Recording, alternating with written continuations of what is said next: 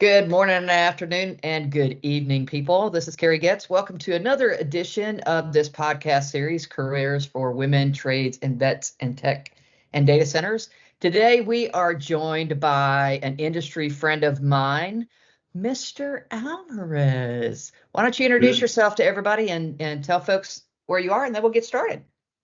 Good morning. Good to see you, and obviously a longtime friend and somebody that mentor, somebody that I thought, wow, that's one of the smartest people I know when I first met you. But I am Joseph Alvarez. I've been in the industry since 1996, and I am currently at GBA Builders in the Mission Critical group, and love to talk to you. So tell us real quick what GBA does, just so people that are listening in can kind of get an idea if they want to listen to the rest of this podcast or not. Yeah, so GBA is a 55-year engineering firm that's kind of started off as a transportation and civil engineering group, added disciplines along the line, and now the Builders Group, which I worked for or my paycheck comes from, is a 20-year company, mainly started off in life sciences, but now that I'm here for 6+ years, we have a mission critical construction group. The A&E side had mission critical underneath them, mainly telecom, but now we've expanded out, and obviously, you and I both love mission critical, and it's exploded during this last 5 years. So GBA thinks I'm some kind of marketing guy or BD guy, but really just right place, right time. So great industry. It is a great industry, and it's growing and changing. And I think this year is probably going to be a big black swan year for this industry with AI and all the changes and everything. What are you guys seeing over there at GBA? Are you seeing a ton of these changes? Are you, even through some of the memberships that you have, what's the buzz you're getting? So, everybody's talking about AI, and I whatever, no matter which conference you go to, or even outside of mission critical, you'll see AI is the future. AI is going on, and who am I to contradict what you hear? But everybody's got an answer, but not the answer is what I'm seeing personally. But just talking to one of my younger engineers last week about it, and it's like that could fix it. It's similar to a mechanical engineer. So we're talking about cooling and water or cooling to the chip level. Immersive cooling, all these different technologies. I'm like, those are all things similar to AI, and those are, pertinent to the AI future, but they're not one answer for everything. And for me, I grew up, this thing called www dot whatever, and what's it going to be? And obviously, it where it is today is not what I perceived it to be back in the day. But similar things here. We see it in all the conferences, even in some of the life sciences conferences. Just last week or a couple weeks ago, went to mental health and construction conference, and as that's a big ploy, or big move for GBA to be better at that within the healthcare, and AI was a part of that conference. So it's everywhere, everything, it's coming. Yeah, I think AI and healthcare, that's probably one of the areas where I think it stands really just to shine. Taking people's strange, weird symptoms and putting something on it that a diagnostician can use. But certainly, there's AI around us all day, every day. It's in how we control our buildings. It's in, our environmentals and in a lot of different spaces. So I think it just about, depends on whether it's going to be generative or not generative, but certainly AI is here for a while. And certainly, I think is going to lead to some new industries, like one of critical thinking, maybe. Yeah, very true. Which is something I think we lack a little bit in this spoon-fed world. It's easy to spoon-feed yourself the information you want, and critical thinking goes out the window. But so let's talk a little bit about. I know you did some work. You started a WIMCO chapter up there in Kansas City, and it's funny because when we have events at WIMCO and even some of the other women's conferences, men seem to think that they don't have a place, but they absolutely do. Just because it's got a female focus we could be nothing without our male supporters. So what prompted you to start that WIMCO chapter up there? So really, we had some initiatives within the Midwest chapter, the 7x24, had been hearing about WIMCO at the national level. And so we just put it on a list. And one of our lists, was to say, hey, how do we support the industry better? Where are we not getting, workers in the end? And as you're, big advocate, women, veterans, and all those kind of things. WIMCO was one of the obvious check marks. It was a simple thing at that point, other than it was on a list, and I really didn't know how to get it started. So I think when we first started, we had like 7 real active members that were women within the 7x24 here in Kansas City, or the Midwest chapter. And so I start like, hey, do you want to be a part of this? This is what it is. Yep. And then it would go another 6 months, and then, hey, we really want to do this. I think it's important. Oh yeah, we do too. And then we went another 6 months. So it was on a list for probably 2.5 years, and just didn't get any traction until, one day it's like, well, okay, I'll be the advocate. Got Lana, who helped start it, She's and awesome. that was my first female, champion of it. And really the first ones, it's like a lot of things. You take the small wins, very small. We had a meeting, and it was 7 women and 10 men. And then the next one we had one, and hey, we need to add wine to this. Okay. So then we got more women that weren't in the industry. Anybody I could think of, I started buying. And then once it got traction, it's a great organization. They handle most of our philanthropic efforts within the 7x24 here in Kansas City, and are way better planners of those kind of things compared to anything I'm involved in. And now it's its own entity, minus the tie to the 7x24 exchange, but great organization, a lot of great women running it now, and it's a good representation for the talent that we have here in the Midwest, men or female, but obviously WIMCO being all women now. Sure. Well, and there's some great industry organizations, and I think that the regional organizations to me are the most critical, because so many companies don't allow people to travel anymore. They kind of cut out the trade shows, but there's such amazing information that you get from that, and great networking. I mean, anybody in this industry will tell you we are nothing without our networks, right? That's how we function, because we're all so closely tied to other, pieces and parts of the ecosystem, if you will. So let's chat a little bit about kind of some of the differences you guys are making at a local level, and how we can engage at a local level to continue those efforts.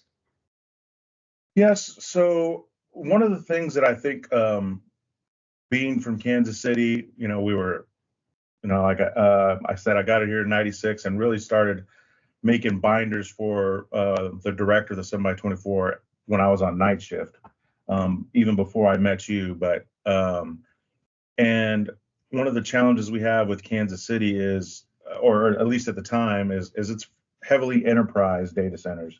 And not that enterprise data centers are dying. In fact, I think, we just got to retool. They're coming them. back, right? Yeah, they're coming we'll back. talk Right? about that in a They got minute to figure out how to use those KWs and put them in AI. But all that being said, I think the challenge that we've had and that we continue to do is to spread the word on the industry.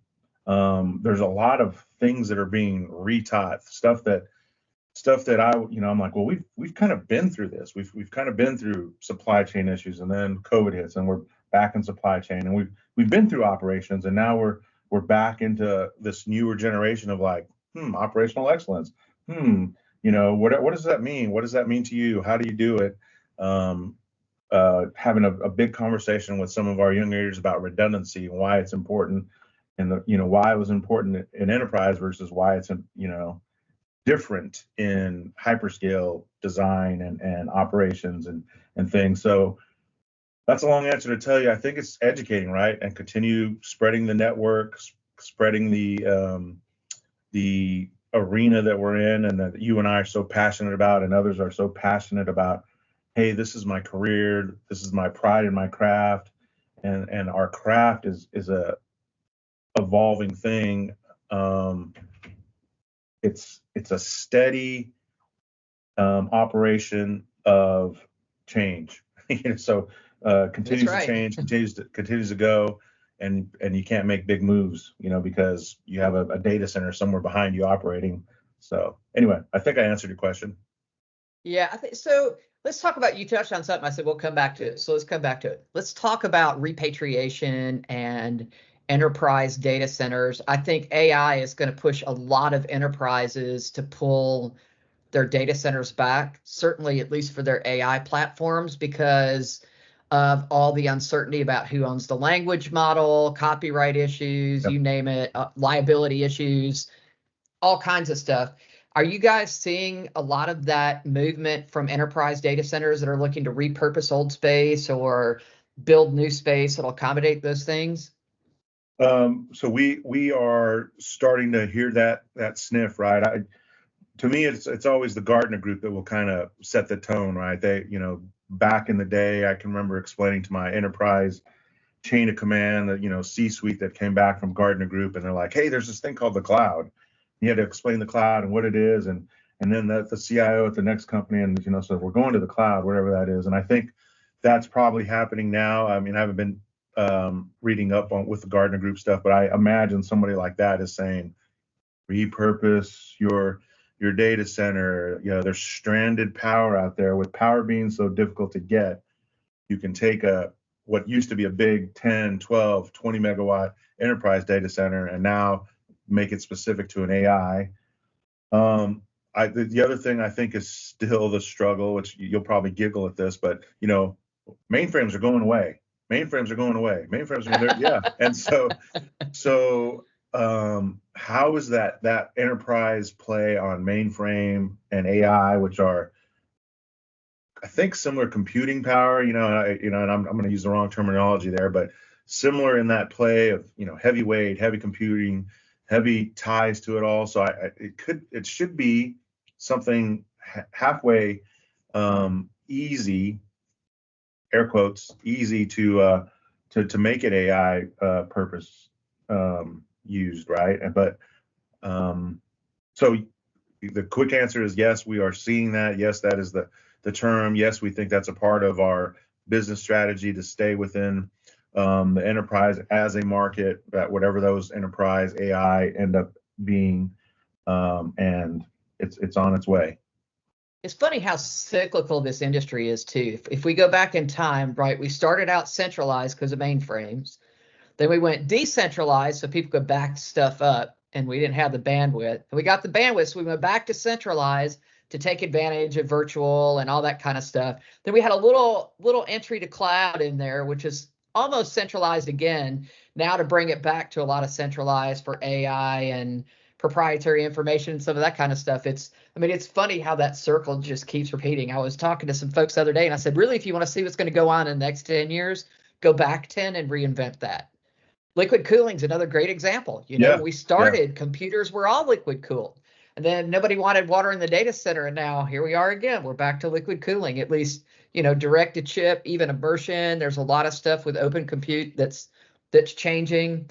So I think this is going to be a very interesting couple of years for this industry as a whole, even from a talent perspective, right? Reaching some of these kids. Kids don't learn the same way they used to. right. And I read an article the other day that said 50% of adults do not favor sending their kids to college. 50%, that's a big number. That's probably, from our generation where we really pushed our kids to go to college. But I think, there's lots of different ways to learn. And I don't think it matters how you learn. I think it matters that you learn. And we're seeing more and more apprenticeships and internships. I'm working on some nationwide apprenticeships right now for the data center industry because not everything requires a 4-year degree, right? So I think that. Yeah, my career, I did not. I went to a trade. I went to the Navy, learned electronics, and then just was going to trade school. I wanted to be an electrician.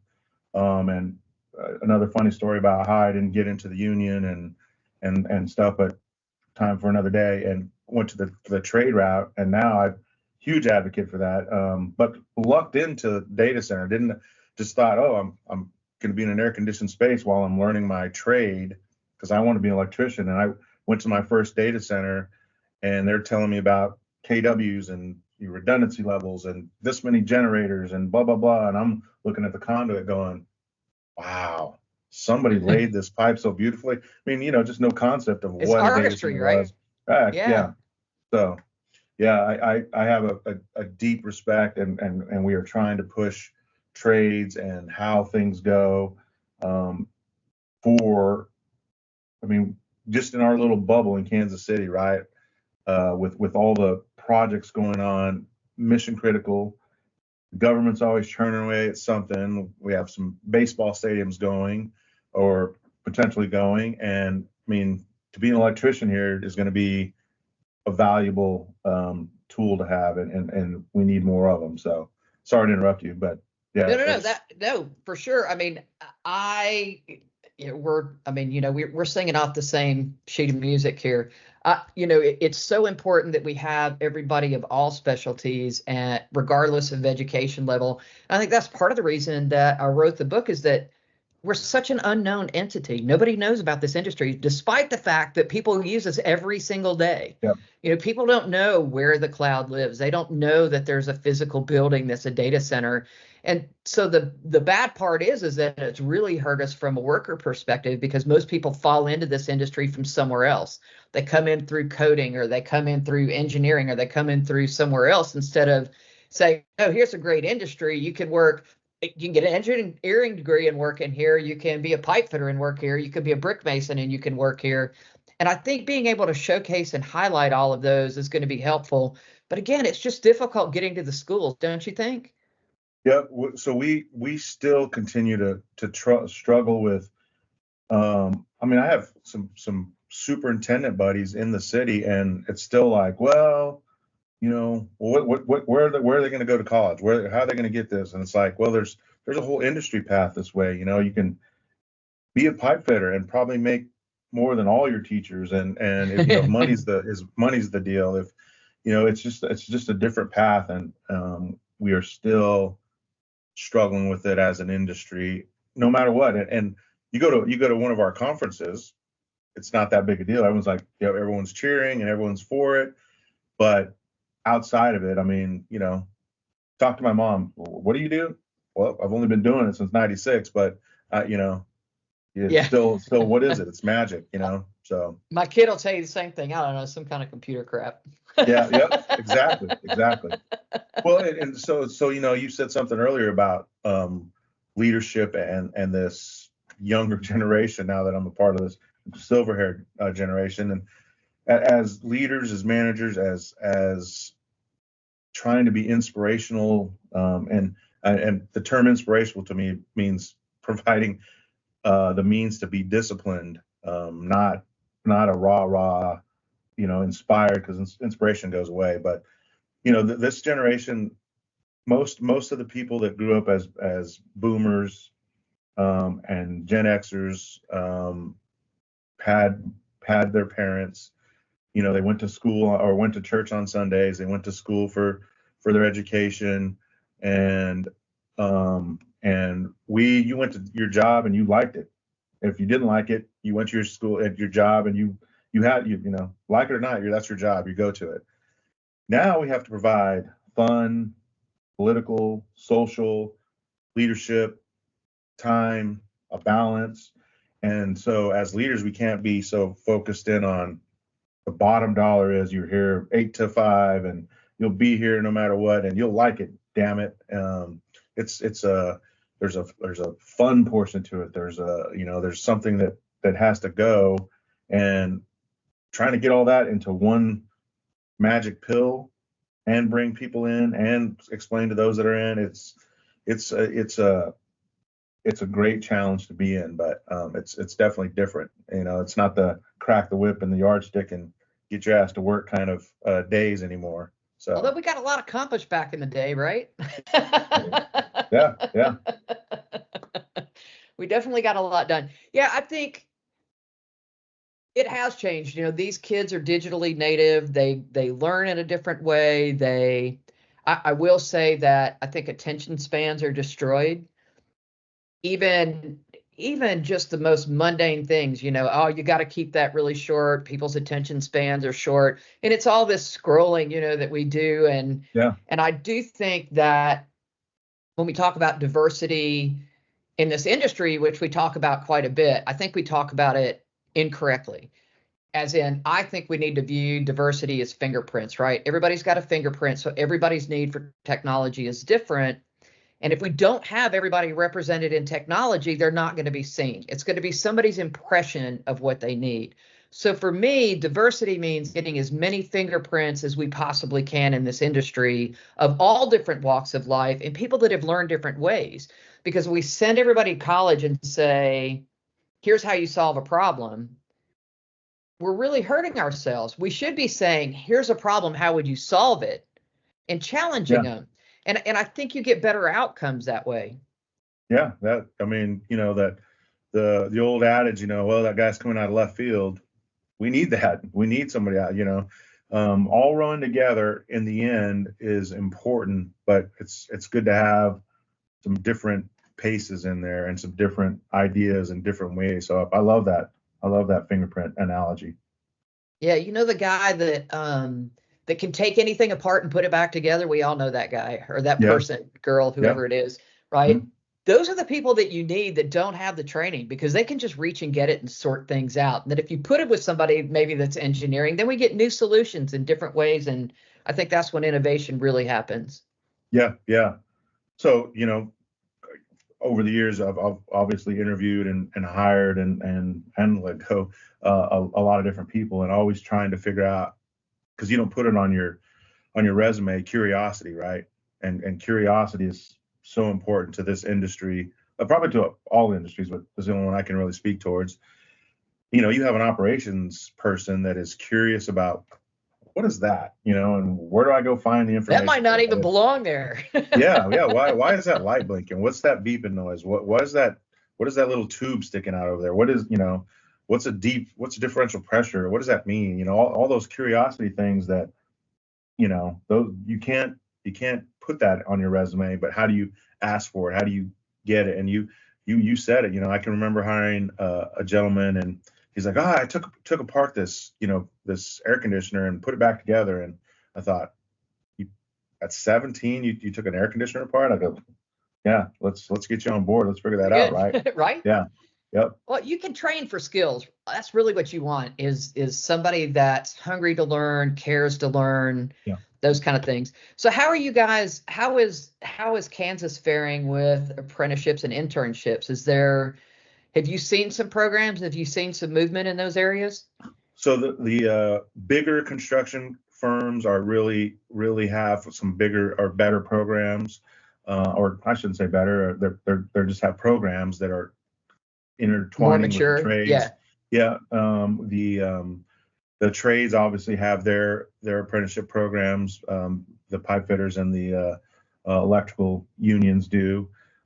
Trade schools, we're running low on trade schools in the Midwest. There's not, DeVry or those type of trade schools here in the Midwest area. They all kind of went belly up. When I went to ITT, they got sued or whatever happened. So I think as an overall, we're struggling. We have to rely on the trades, which is fine. Other than, there's only so many classes that they put out, and it's not gonna. It's in a losing battle right now. It's the Titanic going down with not enough pumps, with holes in there. So that's one guy's opinion, but definitely not enough activity in that space. Yeah, I think that's across the board. As a matter of fact, that's why Micro Works got our first charitable donation out of the book sales this year for the same reason, because I think he's really doing excellent work. And I think we have to meet people where they want to learn. And even from a corporate perspective, the big companies that give money back, in tuition reimbursement and stuff, how much money are they wasting on electives that have literally nothing to do? Yeah. Think about the average college student and college loan. How many of those classes did they force you to take that have nothing to do? I think with AI and the way the world is changing, I think we're going to see a big difference in college and training and learning as more and more companies take them on. When I wrote the book, 31% of the adult age population had a 4-year or better degree, and 17% of those were doctors and lawyers. So we're not going to fill all of our positions in the world with 14% of the population. It's just not going to happen, right? Yeah. Yeah. So I think, we have to be innovative and think outside the box and some of that. So definitely those are some fun topics. So what else do you guys in Kansas City have, either AFCOM or 7x24? What fun activities have you guys got coming up that listeners can join and listen to? And certainly if you're a student, both of those organizations, you can attend meetings at no cost. So please do. It's a great way to network, learn about the industry, and meet some folks. Yeah, so the AFCOM is involved in a Johnson County Community College event coming up, and forgive me, I don't have the dates, but I think it's on our website, the AFCOM website, Greater Kansas City AFCOM website, and so we participate in that every year. And it's not a big mission critical arena, but it's just another way to try and get out to them, and we support. They have like a poster from all the divisions contest, and we help judge it and just get the name out and hand out tchotchkes and stuff. We're supporting International Data Center Day as a Midwest thing. So the 7x24 Silicon Prairie chapter, 7x24 or Midwest chapter, the 7x24 WIMCO, KC Tech Council, and AFCOM all support the International Data Center Day. I think we're not participating on the actual day, which is the 23rd this month, or sometime in the 20s this month. Our day is actually first week of April, and we're going to, I think, 2 or 3 schools and putting the word out. There's like a techie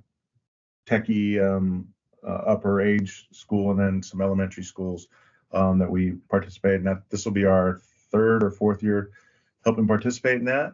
7x24 Midwest chapter conference is May 2nd, is a golf tournament. May 3rd is a conference, and we're touring a data center, which we haven't done in a while, just because of the nature of the mask wearing and all that kind of stuff. So, and then there's more after May. I can't remember. So that's the point. So if you guys are listening and you don't often get involved in local things, this is where you go to meet people, find out, go take a data center tour.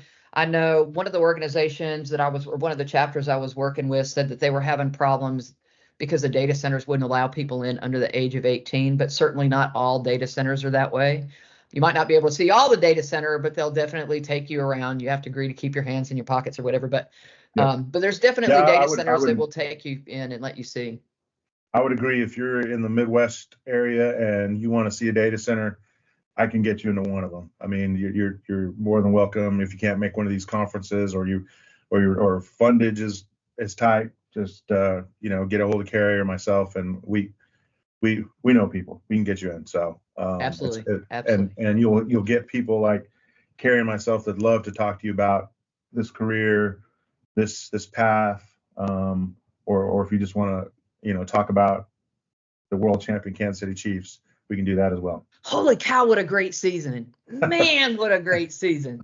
I've been a closet Chiefs fan since Mahomes started playing, but yeah, great season for sure.